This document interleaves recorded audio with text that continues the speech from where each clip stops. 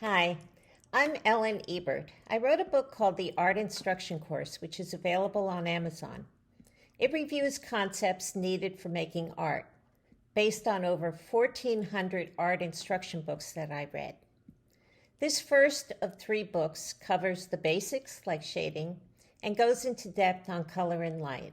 Please leave public comments below or private thoughts at art.instruction.course@gmail.com. So let's get started with the 6 ways for the artist to find eye level. I have 3 goals in this video. The first one is to discuss why eye level of the viewer always coincides with the horizon. Number 2, what are the main characteristics of the 3 viewpoints? The eye level view, the bird's eye view, and the worm's eye view. And number 3, what are the 6 ways to find eye level?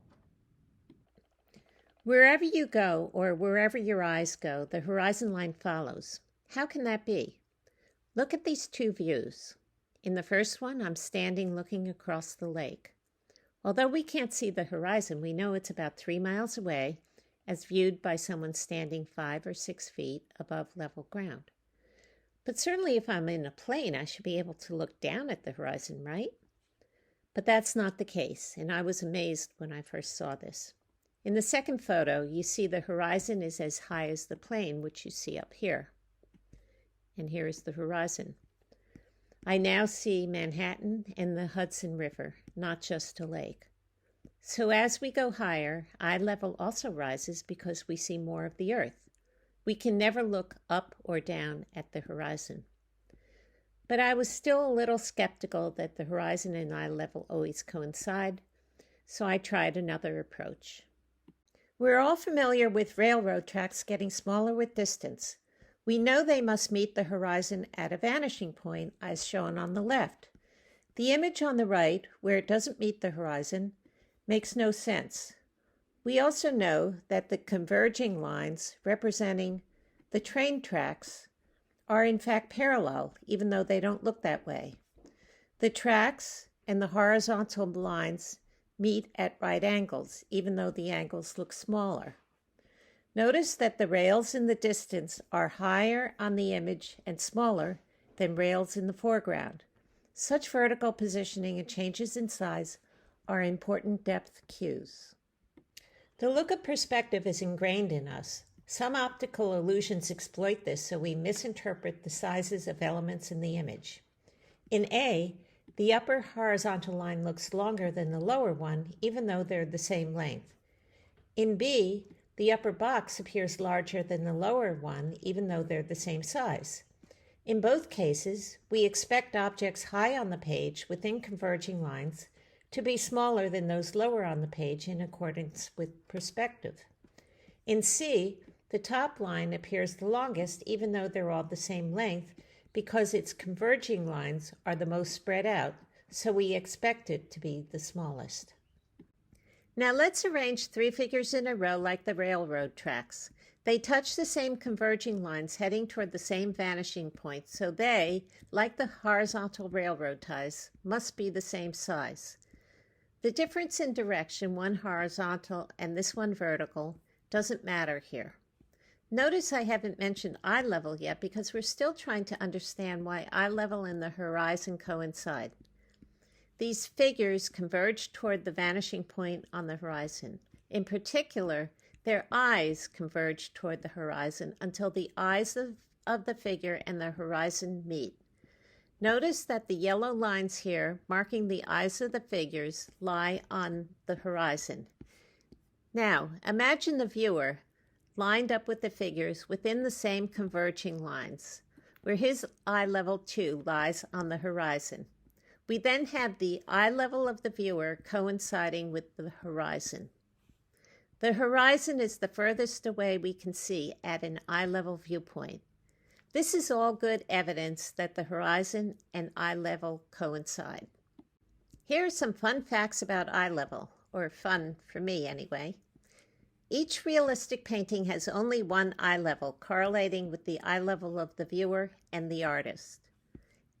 Eye level is usually horizontal unless the image is detached from land like a skydiver. If you tilt eye level, make it clearly tilted so it doesn't look like a mistake.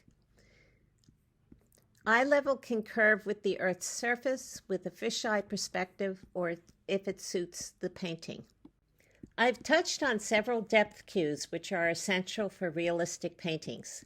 They are the elements of perspective like lines converging toward a vanishing point on eye level, objects occupying higher positions on the image with distance, and smaller sizes of similar objects with distance.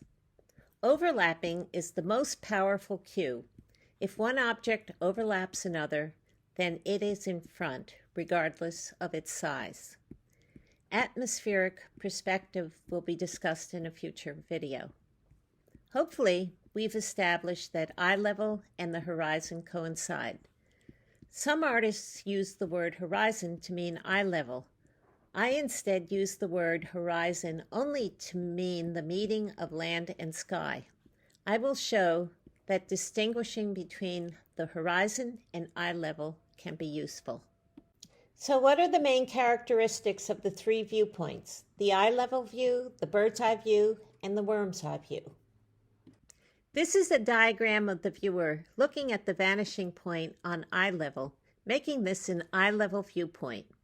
While artists refer to eye level as a line the same height above ground as the viewer's eye, I prefer to see it as a horizontal plane, hitting the eye of the viewer and the eyes of anyone her height. It is parallel to the ground plane. The station point, defined by others as the position of the viewer, could instead be seen as a point on the eye level plane, marking the exact location of the viewer's eye in space. The line of sight stretches from the station point to the vanishing point, all lying on the eye level plane in this viewpoint. Here are two eye level viewpoints, a landscape and a still life. The first one is what we see when we walk down the street, so it is commonplace, perhaps boring. The view of the still life, where eye level is contiguous with the tops of the cups, shows little depth. These tops are lines instead of ellipses. There are almost no changes in their vertical positions or sizes, and it creates a fairly flat image, which some artists like. This diagram shows the bird's eye view looking down at the purple objects. I now represent the station point as the viewer's eye on the eye level plane. Her lines of sight travel from her eye to each object. As she looks towards the distance, this line becomes more horizontal. When she finally looks at the vanishing point, she has reached the eye level viewpoint. Notice that her eye tilts down but remains at the station point. B shows how the viewer sees the purple objects. As they recede, they are positioned higher on the image with their sides converging toward the vanishing point. The bird's eye view may suggest superiority or remoteness, as if literally or figuratively looking down at a scene. Eye level must be high since everything is below us. This is the best view at showing depth since we can see how everything is laid out. The midground is usually emphasized. We can't even see the foreground in B, where I'm on a bridge similar to the one I painted. I love the shadow of the bridge framing the boat. Notice how important the boat is for scale. If you eliminate it, the scene becomes difficult to interpret. In the still life, we also see depth cues, mostly absent in this previous still life I showed you. We see the relationship of objects to one another, their vertical positioning, cups overlapping the craft, and cast shadows from one object touching another. These are diagrams of the worm's eye view of three purple objects above the viewer, like clouds. In A, the viewer's eye is on eye level looking up. Her lines of sight travel from her eye to each object. In B, the clouds above get smaller with distance. Notice that they go down with distance, whereas objects on land go up. That's because eye level lies between them, and all objects converge toward eye level, whether they're in the sky or on land. A shows a nearby cloud. We see its bottom, but not its side. It forms a flat shape. B shows distant clouds. They decrease in size. They show more of their profile or side view rather than their undersides. They go downward with distance. They overlap, especially in the distance, and they are affected by atmospheric perspective.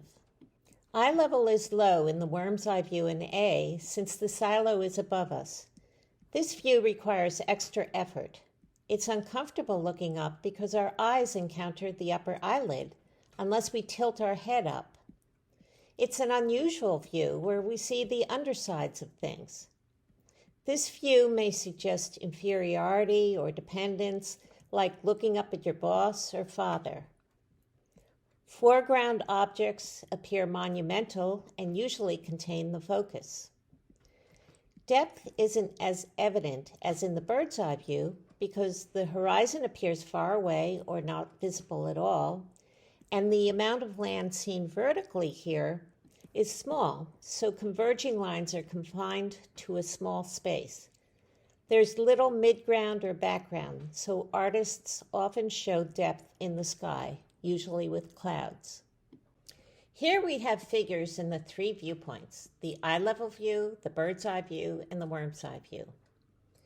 If eye level crosses over a certain part of the figure, it will cross over that same part for any figures the same height. In A, eye level crosses over the eyes of the figures. In C, it crosses over their thighs. It can cross over most any part in any viewpoint as long as it's the same part. So when does it become a bird's eye or worm's eye view? As soon as you feel that you have to look up or down to see the scene. An eye level view could cross the ankles as long as the image is just the feet. But eye level crossing over the eyes of the figure is a special case. It means that the viewer's eye is as high above ground as the eyes of the figures. And this can only happen looking straight ahead as in A, since we can't look up or down at your own eye level, just as you can't look up or down at the horizon. As I've shown, the vertical position of the base of the object dictates its position in space. The feet always go up, regardless of the viewpoint. Does the position of the heads or eyes tell us anything? I will show you that it indicates the viewpoint. In A, the head of the person in the foreground is above the one in the distance. It can't be much of a difference since the eyes for both lie on eye level. In B, notice that the eyes of the figures, marked in green, don't coincide with each other or with eye level as they do in A. These green lines go up with distance, a pattern unique to the bird's eye view. In C, the heads go down quite noticeably, much more than in A. So the patterns of the tops of the figures are unique to each viewpoint. In an eye level view, the tops form a horizontal line. In a bird's eye view, the tops go up, getting closer as they approach eye level. In a worm's eye view, they go down. The width of the converging lines changes with the viewer's position. A is a low viewpoint. The converging lines get wider as the viewer approaches the ground. In B, the converging lines form a V that gets more narrow as the viewer gets higher. I've used some free images from Pixabay with the attribution in the corner. So why should the artist want to find eye level? We've discussed the first three, that eye level locates the horizon. It's essential for perspective, indicating where most vanishing points are found, and it establishes the viewpoint. I'd like to discuss this last one, that eye level suggests where the station point is located. I've marked eye level in red to show how eye level helps us locate the station point. In A, the viewer is lying on his stomach. If he were standing, this bird would have to be huge. In B, eye level reaches the top of the pier, so the viewer is also on a pier, or at least land as high as the pier. In C, eye level hits the boat, so the viewer is probably standing in a nearby boat. The station point isn't visible in these photos. We don't actually see the other pier or boat, so we aren't sure where the viewer is located, making us feel unsettled, especially for scenes in the air. Seeing the station point makes us feel more secure. Whether to show the station point depends on the mood you want to create. Now let's discuss the last topic, the 6 ways to find eye level. If the horizon is in the picture, then that's eye level, assuming that there are no distant mountains. With a large lake, the distant shoreline is close to eye level, assuming that the lake isn't in a crater or on a mountain. This is the 3rd way to find eye level. Hold the book in front of you parallel to the ground. If you only see the book's end, then that's eye level. Some artists use their brush, but something with a top or bottom, like a book or even your phone, is better than a round brush. With the boxes, eye level marked in red is where the tops and bottoms aren't visible. In the 4th method, follow converging lines to find the vanishing point on eye level. If the vanishing point is out of the image as shown here, then you could locate the most horizontal line where the lines above it go down and the lines below it go up. This also works with ellipses as shown in my still life drawing. The red marks on the sides of the ellipses point toward eye level. In A, each pair of converging lines belongs to the same building, or at least those angled the same way. B shows 3 pairs of lines on the same building, so which one should we use? Since we're on the ground, only the pink lines would travel downward to reach eye level. Watch out for camera distortion where edges curve or slant, as shown in C. If we were to follow these lines, eye level would seem to be below us, which can't happen. For the 5th method of finding eye level, use the eyes of the figures in the scene. This works if the figure's eye is as high above ground as the viewer's eye, if the ground is level, and if the scene is an eye-level viewpoint. And finally, use doors and windows. A doorway is at least 1 head length higher than an average adult, with eye level about 3/4 up. Since doors and windows vary in height, however, this method is only an approximation.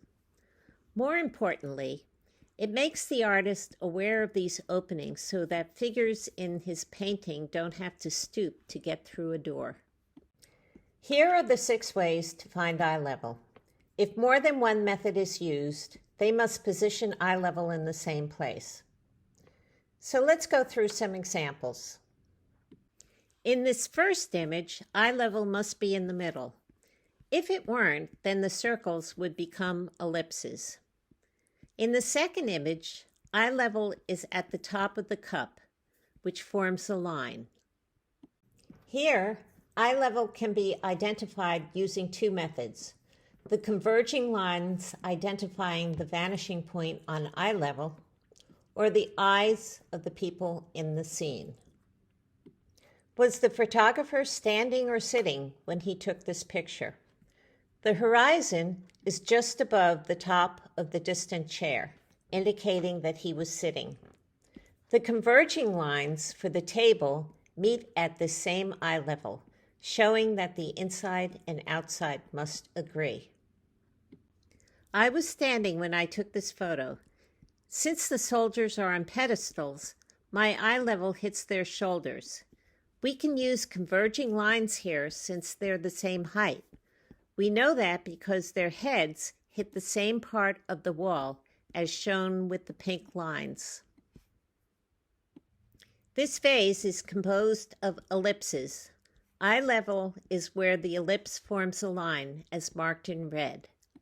Here, I used lines in the parking lot, making eye level more than halfway up the door and window. In many images, eye level can't be identified, especially subject-dominated scenes like our furry friend. So let's summarize. We know that eye level of the viewer coincides with the horizon because eyes of a series of people the same height converge toward the horizon. One can imagine the viewer lining up with these figures, with his eye also at eye level. What are the main characteristics of the three viewpoints?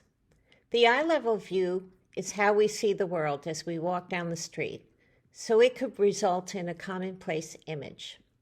A still life in this viewpoint lacks many depth cues, making the image appear flat. The bird's eye view shows depth. Eye level is high. One can see where objects are located. In landscapes, the midground predominates, and there are many depth cues in this still life. The worm's eye view is unusual since we see the undersides of things. Eye level is low, and there's little depth in landscapes with the horizon that seems far away and a minimal amount of land visible. And finally, what are the 6 ways to find eye level? You can find the horizon or a distant shoreline. You can find the end of a book where neither side is seen. You can find a vanishing point for converging lines or the most horizontal line between them. You can find the eye level of people in the picture, and finally use a door or a window. So thanks for watching my first video, and check out my book, The Art Instruction Course, available on Amazon.